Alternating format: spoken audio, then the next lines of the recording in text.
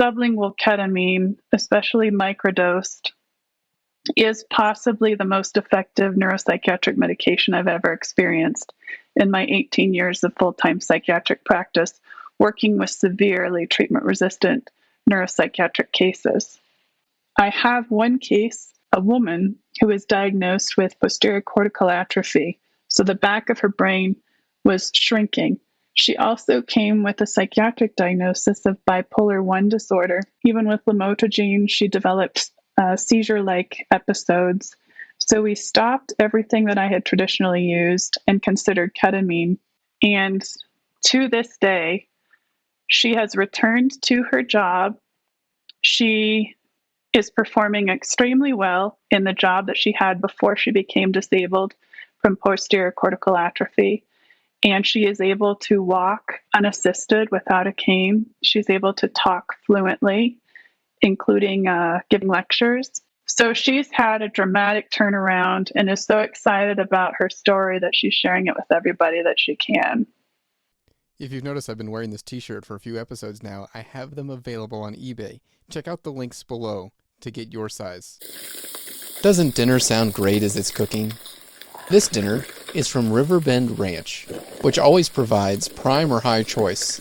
Has never been given hormones, never been given antibiotics, never been given mRNA vaccines. It's raised in the USA. It's processed in the USA. In fact, it's fully vertically integrated, which means that they own the cow that gives birth to the calf that's raised on their fields and then taken to their butcher and then shipped to you. And if we compare what we can buy from Riverbend Ranch to 4 other major steak companies that sell bundles that have ribeyes and other meat in it, it can be as much as $184 to $59 less expensive. It's a great price value, and it's a delicious piece of meat. Check out mycleanbeef.com/after-hours. That's mycleanbeef.com/after-hours. mycleanbeef.com/after-hours.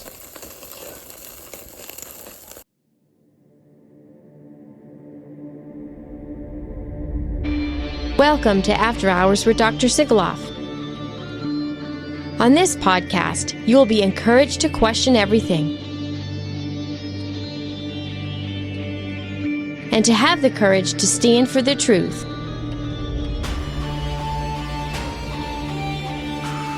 And now, to your host, Dr. Sigaloff. All right, well, thank you for joining me again. I first want to give a shout out to my Patreon supporters. We've got Too Tough giving $30 a month. We've got the Anonymous Family Donor giving $20.20 a month. We have the Plandemic Reprimando tier giving $17.76 a month with Ty, Charles, Tinfoil, Stanley, Dr. Anna, Frank, Brian, Shell, Brantley, and Gary. We've got Kevin and Pat and Bev giving $10 a month. We've got the Refined, Not Burned level at $5 a month with Linda, Emmy, Joe, PJ, Rebecca, Marcus, Elizabeth, Dawn, Ken, Rick, Mary, and Amanda. Addison Mulder is giving $3 a month, and Frank is giving $1.50. And then we have The Courage is Contagious at $1 a month with Jay, Spess Nasty, Darrell, Susan, BB King, Caleb, and Sharon. I want to thank you all for helping me get these out. I truly appreciate it. It's helping me fight this legal fight I have against the government. Also, please check out mycleanbeef.com/after-hours. That's mycleanbeef.com/after-hours for some of the best beef that I've ever had.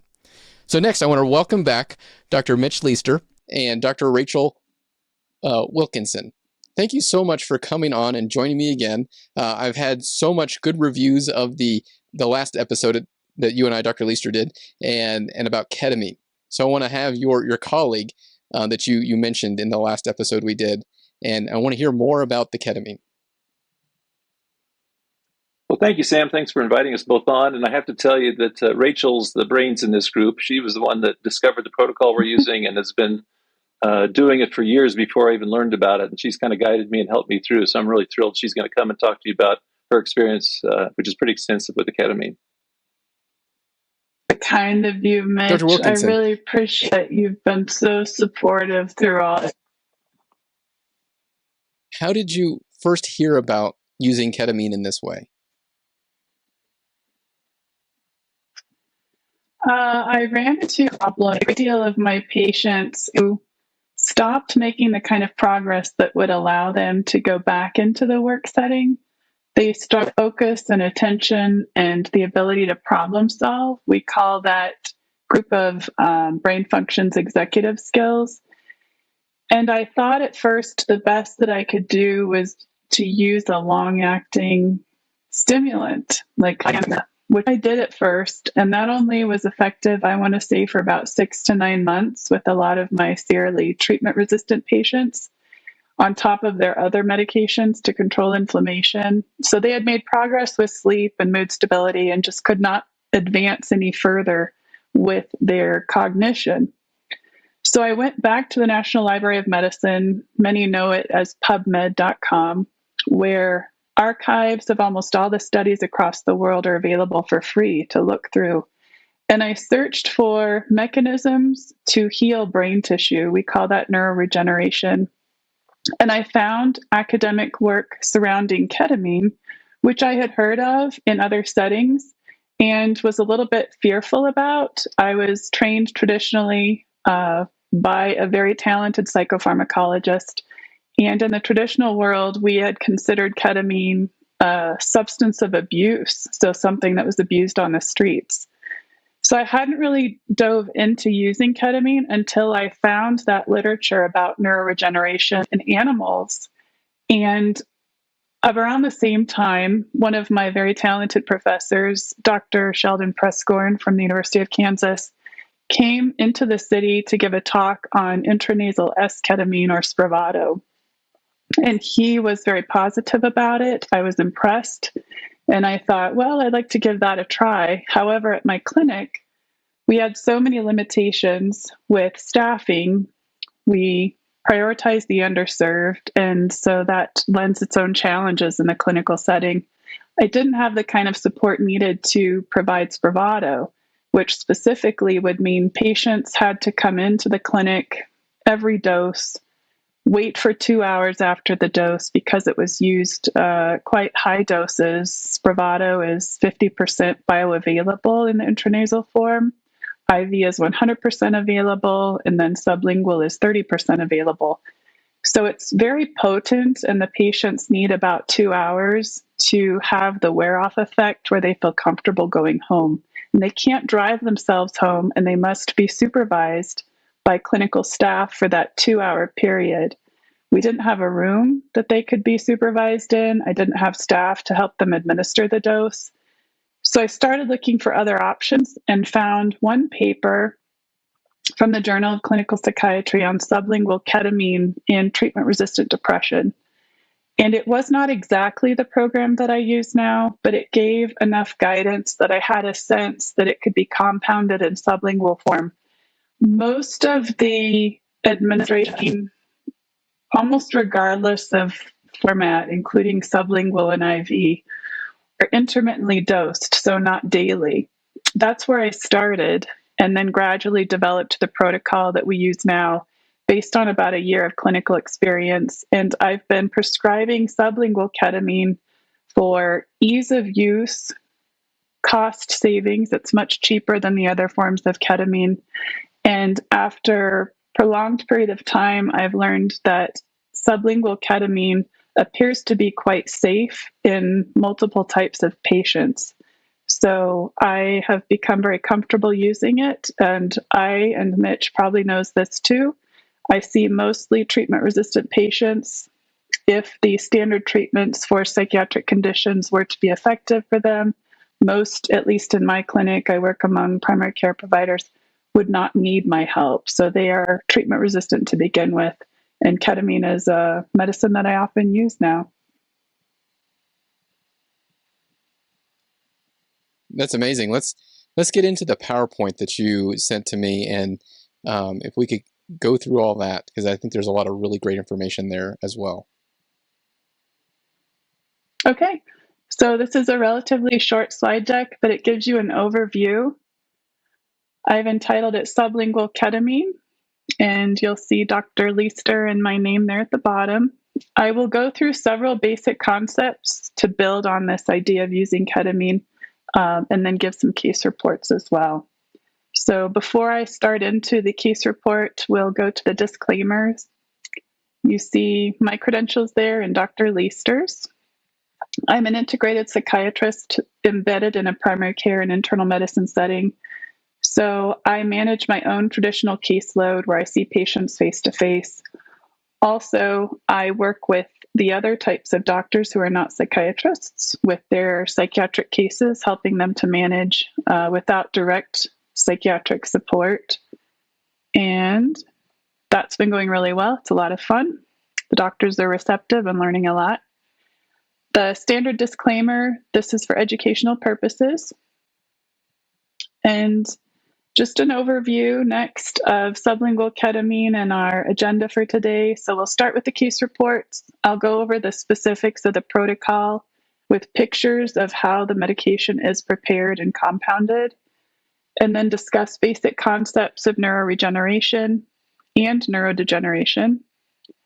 We will go over other psychoplastogens briefly, and then I'll outline the background that led to me going down this road with ketamine. So I'll start with my case report. I began working with a young person in their 20s on Medicaid. My bread and butter in the clinic is Medicaid patients. Often they are challenged with poverty and multiple types of illness, not just mental illness. But I chose this case because it's very clear in how it gives an example of the ability of ketamine to help restore cognitive function. This patient was isolating in their room, would not leave their house, behaved as though they were afraid often, even around their own family members. They lost the ability to smile, it seemed, according to the patient and the family members. They had no desire to engage in hobbies. They seemed incapable of having joy or fun. They were retreating to self-medication through cannabis and alcohol, which is not uncommon. And they had been diagnosed in high school with dyslexia, auditory processing disorder, barely graduated high school, and had a very low sense of confidence. They had no desire to get a job, were not interviewing for a job. So this is a very sad person brought in by their family. They had engaged with psychiatric care before I met them and been diagnosed with multiple conditions. So on the next slide, you'll see they were diagnosed with major depressive disorder, that learning disability I mentioned, with dyslexia and auditory processing disorder, post-traumatic stress disorder, cannabis use disorder, and they were impoverished. The treatments they had tried included serotonergic agents, but those made their anxiety worse and actually caused suicidal thoughts and worsened them. So those medications were discontinued. And when they came to me, they were already on gabapentin and bupropion, also known as Wellbutrin. The family were very frightened of any medication changes in one sense. They did not want to discontinue the medication the patient was on because they remembered how bad they were before. However, they also knew the patient was not doing well on the medication. So we were challenged with this idea of what else could we do in addition to their current psychiatric medication and not make things worse. The prognosis of this type of patient before I discovered ketamine was very poor. These patients with very high anxiety and little ability to enjoy life, low confidence, usually meant that they would lead a life of prolonged disability, stay on Medicaid, and struggle with their occupational efforts. Many times as well, they would not advance in the various stages of their life into relationships, building a family, and so forth. So this is a very hopeless looking patient at first. We discussed the option of ketamine. They researched what I gave them. There's a detailed informed consent process we go through because the form of ketamine that I use, the sublingual form, is off-label. The FDA has not recommended sublingual ketamine. However, they have recommended intranasal S-ketamine for treatment-resistant depression. Once the family were in agreement to start sublingual ketamine, we worked through that informed consent process and began a low dose. The patient tolerated it fairly well and stayed on a low dose of around 25 milligrams. We raised it to 50 milligrams and then waited. This patient did not come in often to the clinic, about every 3 to 6 months.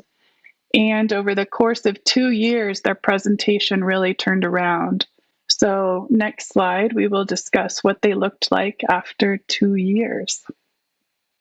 After 2 years, at the age of 23, this patient was reducing cannabis use, also using nicotine, no longer using alcohol. They went back to college, did very well, were elevated to the Dean's List, won a national award for academic work, and had been accepted at a prestigious program in their area of academic interest in an out-of-state university. By the time I saw them 2 years later, I want to say I visited with them probably 3 to 4 times over that period. Each subsequent visit, they started making eye contact, smiling a little bit, becoming more fluent with their speech and their facial expressions. And it began to appear, at least, like their learning disability was slowly melting away. Family confirmed this. They were also leaving home regularly and were ready to move out of state and go to college. They were vibrant and were helping their parents and their siblings every day. On the next slide, I'll just expand. Their historic diagnoses, they no longer met criteria for. They did meet criteria ongoing for generalized anxiety disorder, and they were reducing the doses of both psychiatric medications and the cannabis, like I mentioned. So it seems with this patient like the dose of 50 milligrams sublingual ketamine was really serving them well. They did not have any suicidal thoughts within weeks of starting the ketamine, and then the remaining symptoms slowly improved over that 2-year time frame. And just in the last 1 to 2 weeks, we had our closing visit. They were very thankful and had learned a lot about psychiatric medications, very confident, made good eye contact, and were smiling during the whole clinic time that we spent together. So now the prognosis is completely turned around. I believe this patient will do very well. They're excited about their life. I would estimate, if I were following this patient long-term, which I can't do because they're moving out of state, that they will continue to taper off of their traditional psychiatric medications, stay on the sublingual ketamine for probably another several years. I do have patients now who've been on ketamine for about 3 to 4 years, and they're tapering even off of that ketamine dose after getting off of their old traditional medications, and want to see if they're able to maintain their mental health, basically with a very strong pro-health lifestyle, clean diet, filtered water, enriched social life. So their ultimate goal is to come off of almost all synthetic medications. And I support them in that. Obviously, we give them informed consent with and without treatment. And they always know if they start to struggle again that we could restart ketamine. So in the next slide. Sorry, Sam, I lost my earbud. Pause there.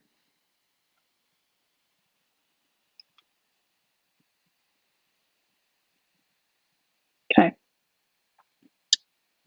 In the next slide, you will see a picture of ketamine powder. These pictures were sent to me by our compounding pharmacist, who's been very enthusiastic about this project and has said to me, and I'm sure to Mitch as well, that they can see visible signs of the patients improving as they come in to get their medicine from month to month. So the ketamine powder starts like this. Next slide. Here you see in a beaker the solidified mixing compound that the ketamine powder will be dissolved in. That is melted, and then it's mixed together. Here you see the mixing tools on the next slide. And on the next slide, once the mixture is complete, it will be loaded into a pipette and then dispensed in this blue tray of squares, which we call troches. Initially, it's a thick liquid, and then this cools to a soft, waxy consistency, which the patients can easily cut down to size. Usually I'll have the patients quarter it, and the standard dose is 100 milligrams per troche, 100 milligrams per square. And I will have them start off at about a quarter of that, or a 25 milligram dose. And we'll go into detail further in just a second. So next slide, there you see the completed tray where the product has solidified. There's a sheen from the light where you can see that it has hardened. And this is what patients will sometimes put in their refrigerator, carry it around. It can melt, so they know that they have to keep it cool enough not to melt. Next slide, we will go over the standard sublingual ketamine protocol. So as I mentioned before, each square is approximately 100 milligrams, and it dissolves slowly under the tongue or in the mouth. Often patients will put it between their cheek and their gum line and just slowly wait for it to melt, which takes about 20 to 30 minutes. They begin about a quarter troche every 3 days for 4 doses, and that tends to be 25 milligrams. And then take that 25 milligrams every other day for 4 doses. The 4 doses mark seems to be about what patients need to adjust to the new dose. And they will notice initially after taking it that they feel a little bit dizzy. And then that dizziness subsides, and then they raise the dose. After the second series of 4 doses, they will start to take the medication daily if they tolerate it. And from that point on, subsequent visits, we discuss titrating the dose, increasing the dose. Sorry, my nose is running. By 25 milligrams every 2 to 4 weeks, up to a maximum daily dose of 175 milligrams a day. That's the highest I go generally. I do have 2 patients on 200 milligrams, and they are both over 6'5", over 250 pounds. The absorption of the ketamine, again, sublingual form, is between 25 and 30% the total dose. So that 175 milligrams, I think is around 50 or so milligrams, maybe. Next slide. Lab monitoring for this medication. So initially, with the research that I found on the National Library of Medicine, there were indications that overdose of ketamine led to acute kidney failure. So I watched the kidneys pretty closely, especially when I started this project with our pilot group of patients. And then palpitations. So heart palpitations, fast heart rate was experienced by some of the patients right after taking the medicine, and seemed to escalate to about the 30-minute mark after the dose in those that had this side effect. I did not find the heart palpitations to limit the use of the medication. I mainly saw palpitations in the patients with pre-existing cardiac disease. They had palpitations to begin with. The ketamine seemed to make it a little bit worse. Initially, I was so cautious, I sent them back to their cardiologists who they already had established care with to get medical clearance, and every single one came back with medical clearance by their cardiologist to continue the treatment. So the heart patients have done quite well. Patients with pre-existing kidney disease, chronic kidney failure, in other words, where one lab that we watch with doctors called the glomerular filtration rate was around 35, somewhere in there, I'm more cautious with. Those patients can have lower glomerular filtration rates with too high of a dose of ketamine. So typically I will reduce the dose and make sure that their kidney physicians, their specialists, are also monitoring them with me. In a couple cases, especially if patients are not as good at hydration, not as good at drinking water, we will stop the ketamine and then consider restarting if their kidneys look to be improving. So by and large, the monitoring of ketamine is pretty easy. We do get baseline labs as we would for any traditional medication. Those would be like a thyroid panel, comprehensive metabolic panel to check the kidney and liver and electrolytes, complete blood count. Sometimes I'll also get drug screening on my patients. We have a lot of cannabis use here in Colorado, and I found that there can be an interaction between THC and ketamine. namely increased cardiovascular side effects like heart palpitations, and then increased risk of illusions and possibly visual hallucinations. So ketamine, when it is too highly dosed, will cause visual distortions, I have found, borderline psychosis, which we would define as hallucinations and delusions in my field.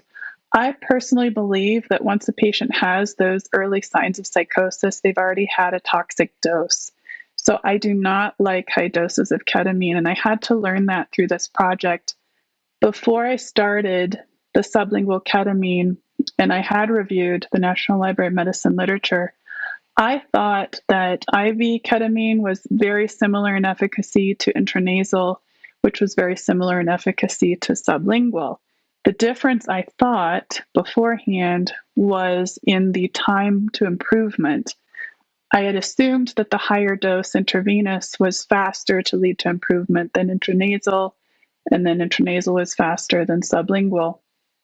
But what I have found actually is the low dose, the microdosing of ketamine over a prolonged period of time, months, has led to the most long-lasting gradual improvements that do not seem to regress.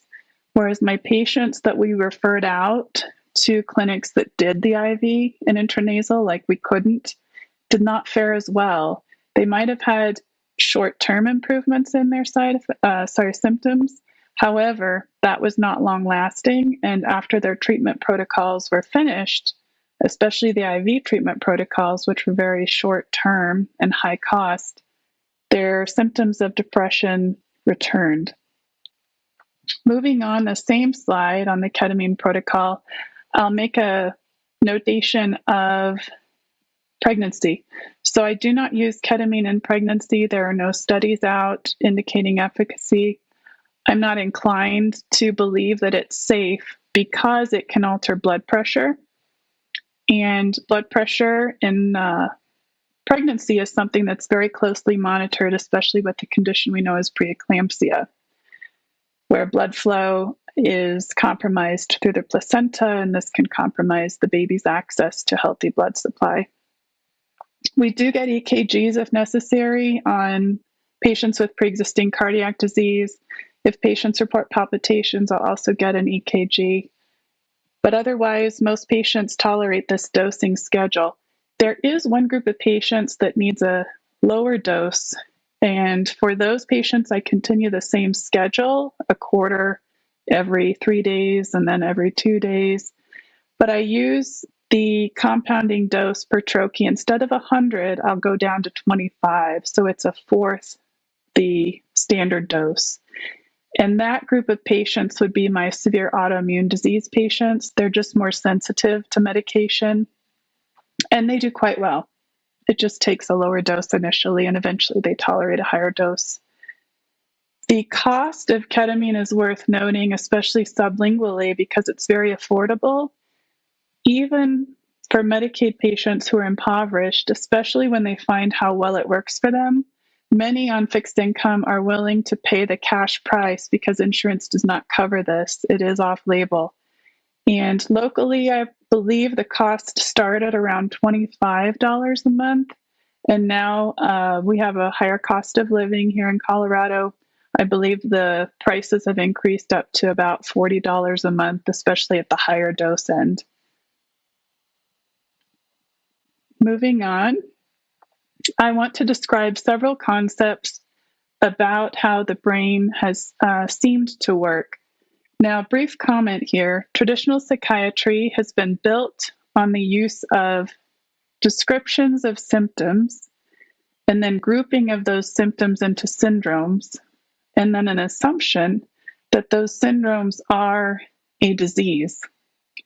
I believe personally this is our best historic attempt at explaining what's very difficult to understand as far as brain function by how a person is feeling or behaving. So this is the type of paradigm or pattern of practice that I had to work through to get to ketamine. What do I mean by that? My view of traditional psychiatry is that it's been a very outside-in attempt at understanding the brain. understanding the brain by behaviors of a person or a person's self-reportive symptoms. When I encountered difficulty helping patients improve their condition beyond what I was trained to do, essentially when they became so treatment resistant and all the wizardry of psychopharmacology that I had learned in training wasn't enough to help them, I looked at the brain in a different way. I started asking myself, what if a lot of psychiatric symptoms actually begin in the cells? What if this is an inside the cell problem? And how do we help the brain cells function better if they're not functioning well? So that is more of an inside out disease pattern understanding. And that's what helped me find ketamine. Initially, I had to get through this understanding of how brain cells get sick, and we call that neuroinflammation. So in this first slide of concepts, you'll see a description of neuroinflammation, very basic description, where cell stress, so brain cell stress, leads to this process we call glutamate toxicity, which is where the neurohormone glutamate, which is the main activating hormone in the brain, rises so much that it causes the cell to be overexcited. And if that remains uncontrolled, the cell can actually die.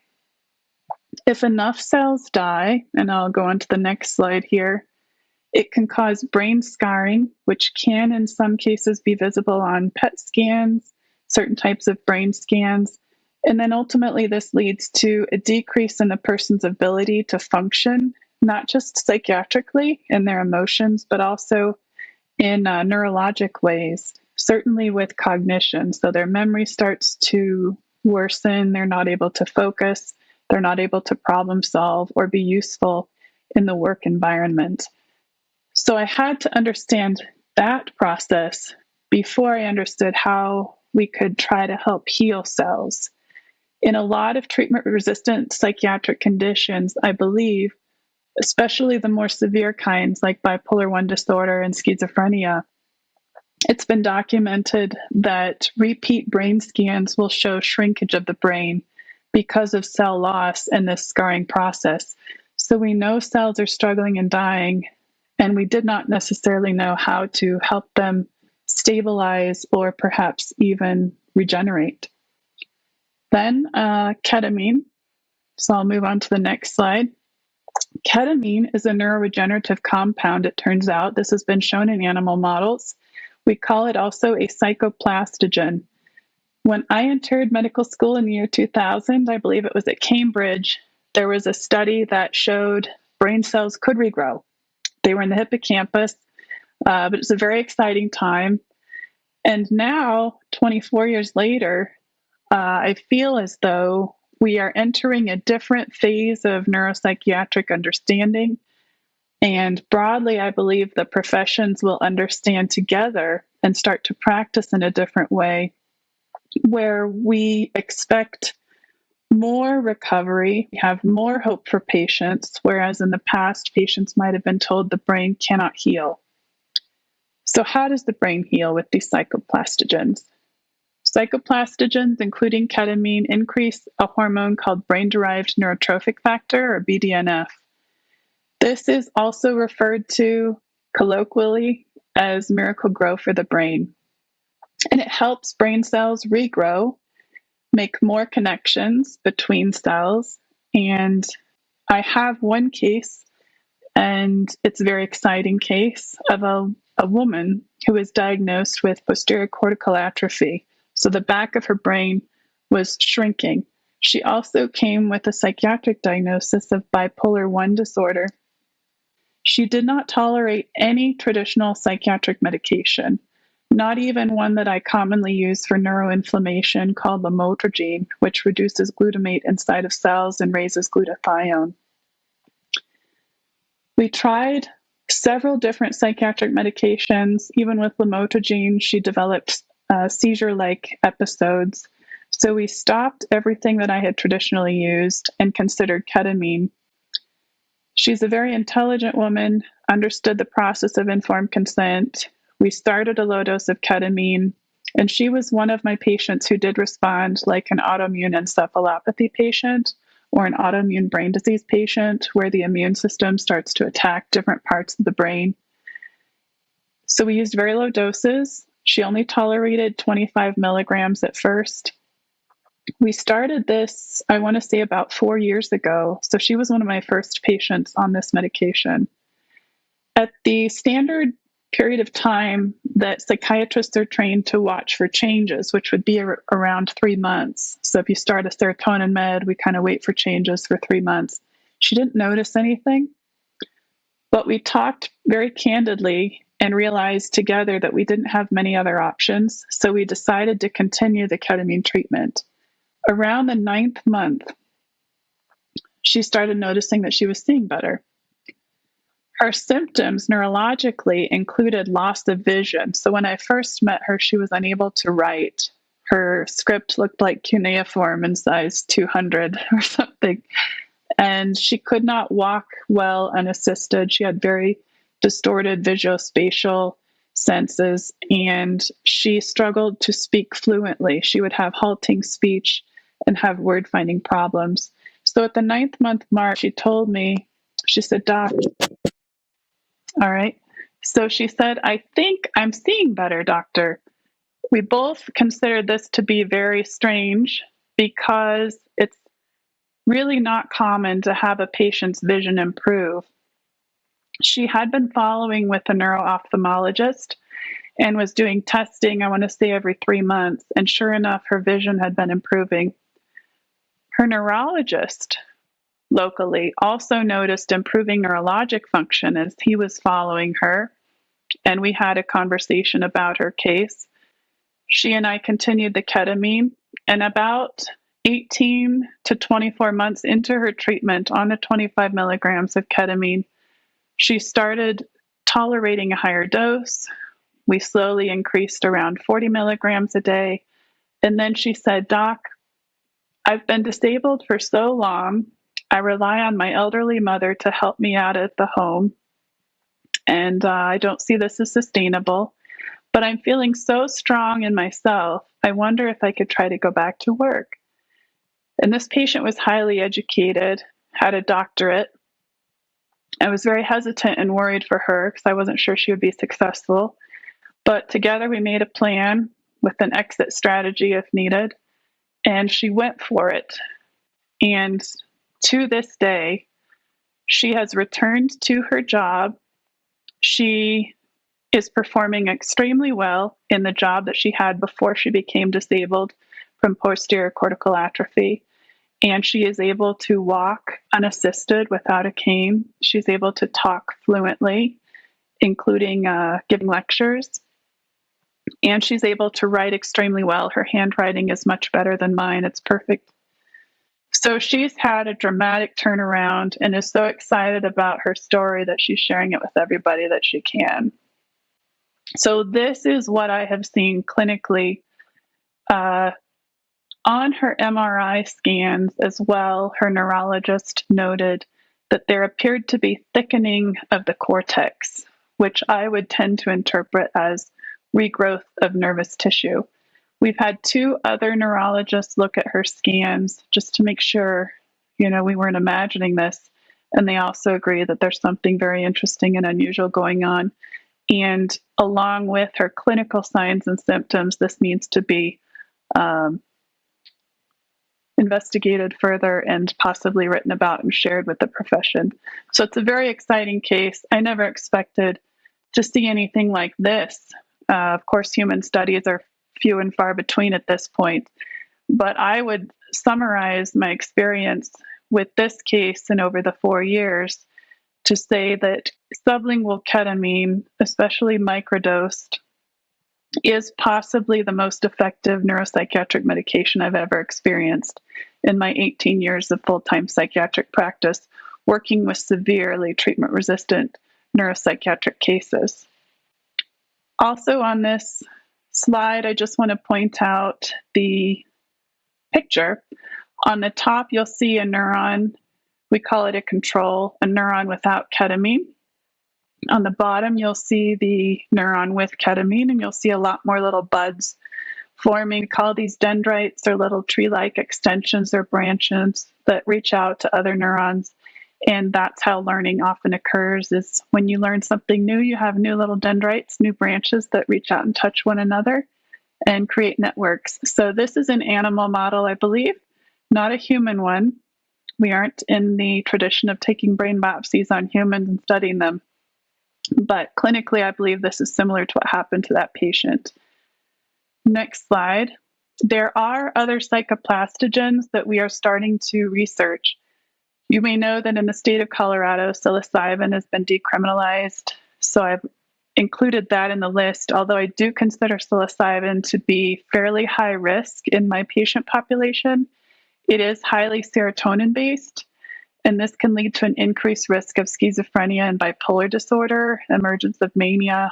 I do have patients who've developed schizophrenia from excess psilocybin use, and there is certainly a toxicity risk for all, I think, of these, but specifically psilocybin and ketamine. Even ketamine, if you get too high of a dose, can cause psychosis and what I believe are signs of neurotoxicity. Other psychoplastogens that may not require prescription would be lion's mane mushroom. This you can get over the counter in supplement form. You can also possibly grow it. I know there are some stores here locally that teach patients to, or clients, to grow their own supply. That's a whole other topic, probably for another day. And then tiger milk mushroom. There are probably up to 100 other different mushroom or fungal-based compounds that help increase secretion of this brain-derived neurotrophic factor and help lead to nervous system or nervous tissue regrowth. Next slide, I'll just briefly describe how I got here, where the ideas from the protocol came from. Again, I was working in a setting where there's just tough psychiatric patients, lots of treatment resistance. The traditional models, the traditional medications were not enough to help them feel good. I think at one point when I really started this journey, it was about 10 years ago, and I realized as the lead psychiatrist in a community psychiatric clinic, we were getting patients from the Department of Corrections, the state hospitals. Even with all my training and all the wizardry with psychiatric medication that I was taught, only 50% were responding. And by response, I don't mean that they were necessarily good. I think they were less bad, but they had these persisting cognitive problems, signs of neuroinflammation, and they were developing side effects from a lot of their psychiatric medications, which we know can include risk of insulin resistance, weight gain, metabolic disease. And in general, psychiatric patients who have severe disease are expected to live 25 years less than the typical non-psychiatric patient. Why is that? Is that just because of the mental illness, or is it because of long-term use of psychotropic medications that carry side effects? We don't really understand, but that's a foreboding statistic. So these are the clients that I was working with, and it motivated me to look beyond the traditional models into neuroscience, asking more inside-out questions like how do we help cells stabilize and then regrow. So this is then, again, the trail that I kind of followed through the National Library of Medicine to find the underpinnings of neuroinflammatory disease, which were glutamate toxicity and cellular scarring and cellular death, and then neuroregeneration with the help of brain-derived neurotrophic factor. And I just want to say, for my colleagues, there's hope for patients who've struggled with very little progress with traditional psychiatric treatments. We're always learning new things. We are at a very exciting time. These psychoplastogens are being researched in high-level academic facilities like the University of California at Davis. And I'm so excited to be a psychiatrist right now. So that's my story. And then Mitch listened to me and started his own use of the medication and has seen very similar results with many of his cases, which has been just a thrill for me. And now I think our little group has expanded to, gosh, Mitch, maybe 7 other providers in the community. And we're hearing about other providers across the country figuring this out too. Yes, Rachel, we just had an 8th provider last weekend. A psychiatrist called me and asked if I could show him how to use the ketamine in this way because he's having some treatment-resistant patients and had heard about the good results we're having. So, yes, more psychiatrists are learning about this, not only here in our area, but around the state and other states as well. So it is growing. Also, with Rachel's help, we recently published a case report of a patient who had treatment-resistant depression and borderline personality disorder who's totally now in remission, no longer meets criteria for either disorder with just 25 milligrams of ketamine daily. So there's still a lot to learn, but with Rachel's guidance and experience, we're all learning, and our patients have been wonderful at giving us feedback. So we're very excited to see where this is going to go.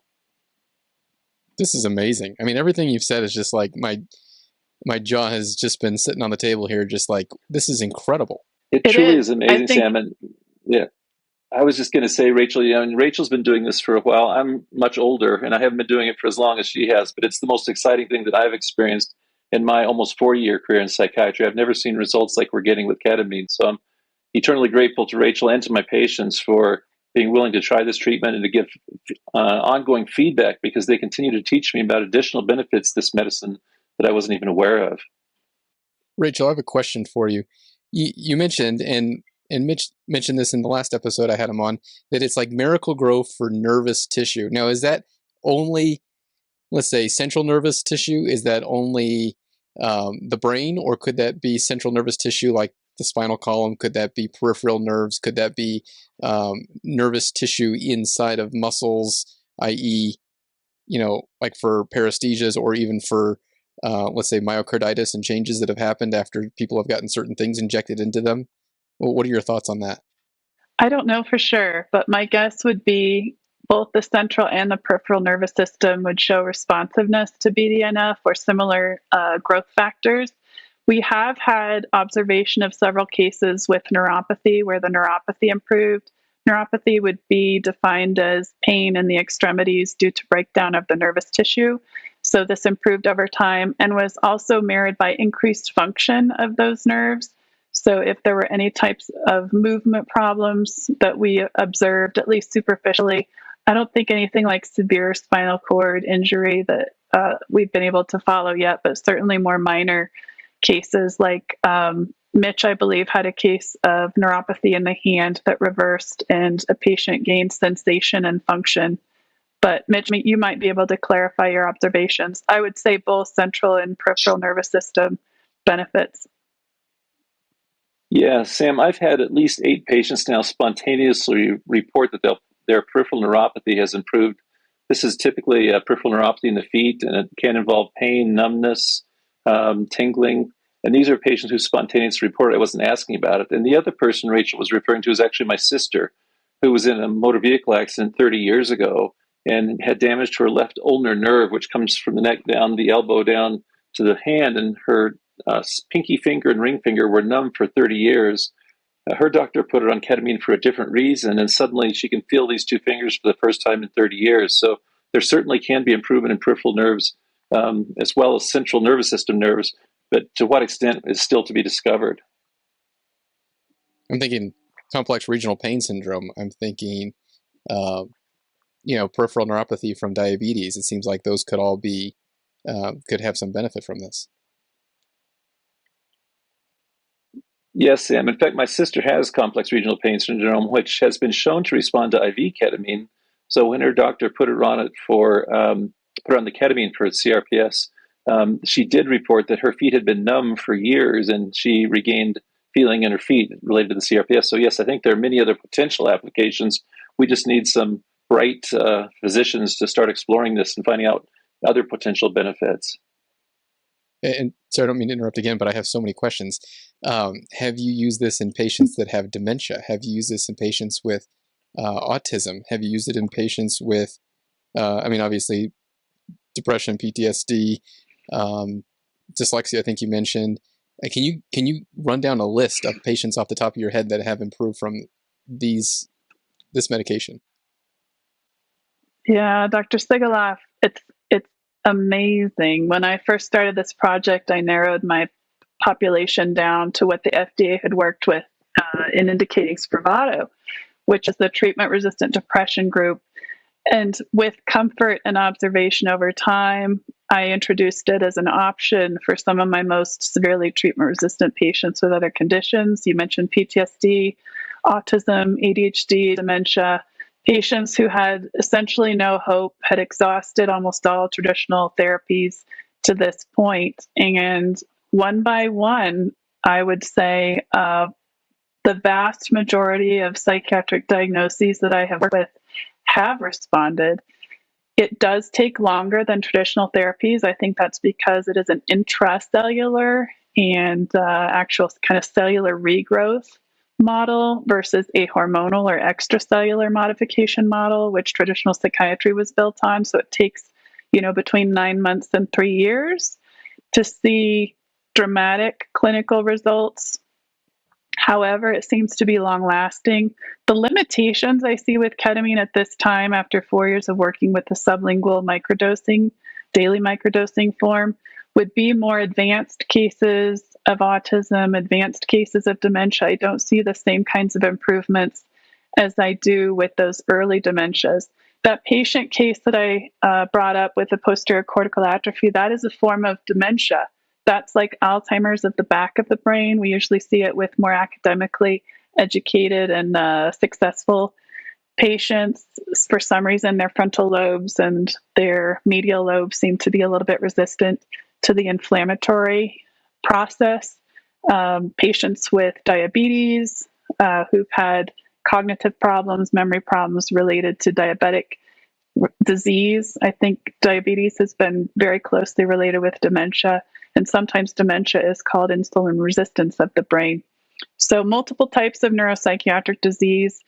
I struggle even in this moment to think of a psychiatric illness that I have used it on that has not responded. Mitch, you might have more feedback there too. Yes, just to build on what Rachel's saying, one of the joys of using this medicine in people with bipolar disorder is that it does not seem to trigger mania like some of the conventional antidepressants. So that has made it much easier and safer to use. I would also add seeing some success in a patient with a traumatic brain injury who had significant improvement with the low-dose sublingual ketamine. So I think, Sam, there's probably a wealth of diagnoses or problems that may respond to this treatment. It's just a matter of having more providers utilizing it, since Rachel and I together may have treated, I don't know, maybe at this point, 500 to 700 patients. But I think once people start doing clinical trials or have more clinical experience with this, we're going to see a growth of additional problems that may respond to this treatment. I want to add this one is more just thing incredible. too. One of the more dramatic recent findings I've had is the responsiveness of long-term schizophrenic cases. There's this term negative symptoms, so lack of motivation, lack of emotional engagement or attunement that usually comes with long-term neuroinflammatory disease. That's a hallmark of advanced schizophrenia. People not being able to speak clearly, dress themselves, tend to their hygiene, much less read a book or watch a movie. Their dramatic cognitive decline is one of the most limiting factors of their disability later in life, especially over like the 7 to 10 year mark of their diagnosis, if it's even caught early. So I have 2 cases now that have finally settled down. And by that, I mean their inflammation is calmed, they're sleeping well, their hallucinations are under control, where we tried a low dose of ketamine to see if it helped their cognition. And something amazing is happening with them. The mother, caretaker of one in particular, said, I haven't even seen my son read in over 15 years. And now he's not only having deep conversations with me, he asked for an encyclopedia set. And now he's sitting down in his room reading through this encyclopedia. So we are seeing return of cognition, return of the ability of patients to care for themselves. Another patient, similar story, but 7-year history of schizophrenia. Again, 6 months ago, wasn't able to dress himself or keep a daily schedule. Now is dressing himself, keeping a daily schedule, reminding his mother when they leave the house, asking if she forgot her keys, her money, or her phone. He knows what medications he takes. He's tending to his hygiene. He's getting bored at home. So we're seeing return of some of these beautiful functions of these brains that were lost due to chronic inflammatory disease. And that's very exciting. That's been after years and years of treatment. So they would not have tolerated ketamine at first. It would have been too activating. Once patients seem to be able to sleep well, the other signs of inflammation are stable, their hallucinations are under control, for example, their mood is stable, then we add in a low dose of ketamine, and both are on 25 milligrams a couple times a week, so really low doses, and they're showing those improvements within months. That's just absolutely mind-boggling. That's just amazing. I mean, this is such a miracle drug. What do you do for your patients that, let's say, are so dysfunctional or at such a low functionality, I guess, that they may not be able to keep it in their cheek or their tongue or underneath their tongue? Is there any way that you can help them keep it sublingual rather than swallowing it and not being able to absorb the medication?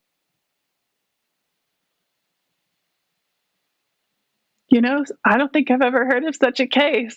I think they all seem to tolerate it. I do have patients complain that the taste is not that good, but once they see how well it's working, they're more than willing to inflict the taste on themselves on a daily basis.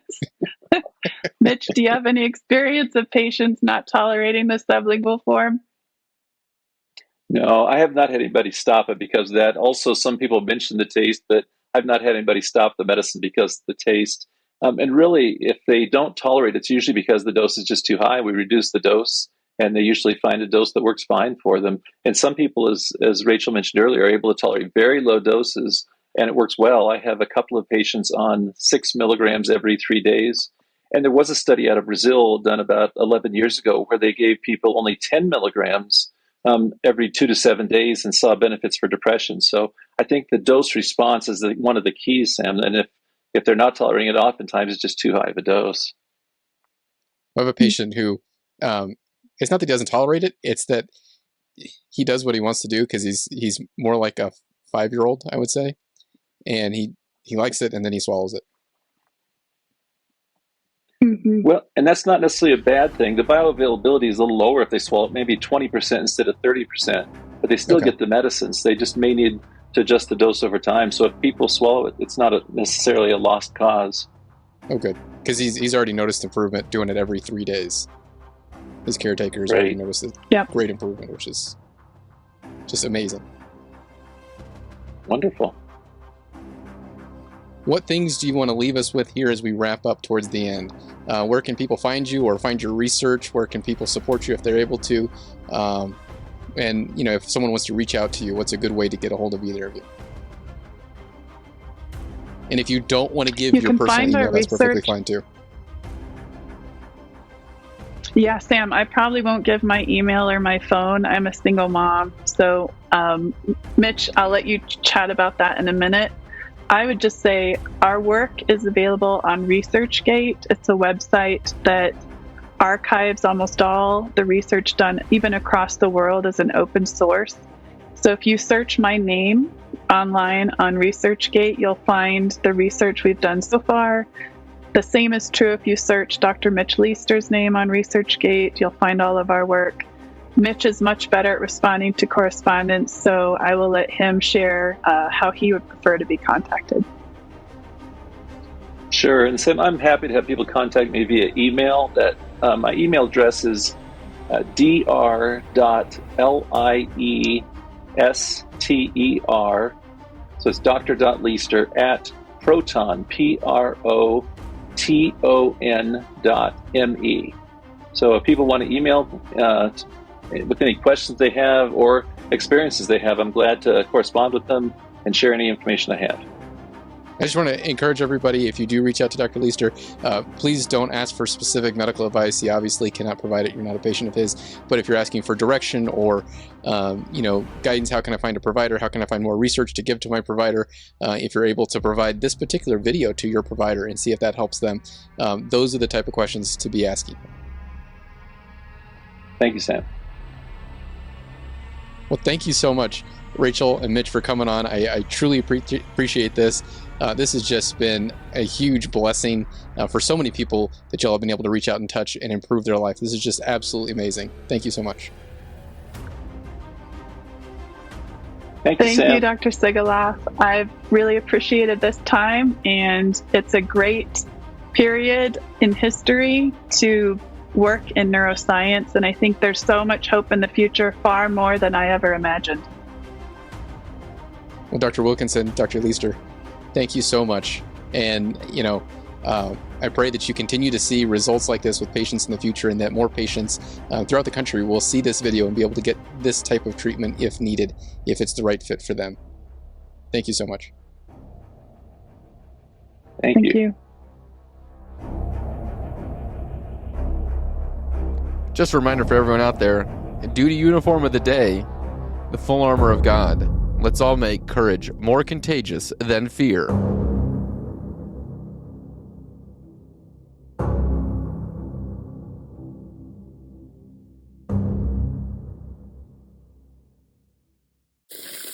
Doesn't dinner sound great as it's cooking? This dinner is from Riverbend Ranch, which always provides prime or high choice. Has never been given hormones, never been given antibiotics, never been given mRNA vaccines. It's raised in the USA, it's processed in the USA. In fact, it's fully vertically integrated, which means that they own the cow that gives birth to the calf that's raised on their fields and then taken to their butcher and then shipped to you. And if we compare what we can buy from Riverbend Ranch to 4 other major steak companies that sell bundles that have ribeyes and other meat in it, it can be as much as $184 to $59 less expensive. It's a great price value, and it's a delicious piece of meat. Check out mycleanbeef.com/after-hours. That's mycleanbeef.com/after-hours. mycleanbeef.com/after-hours.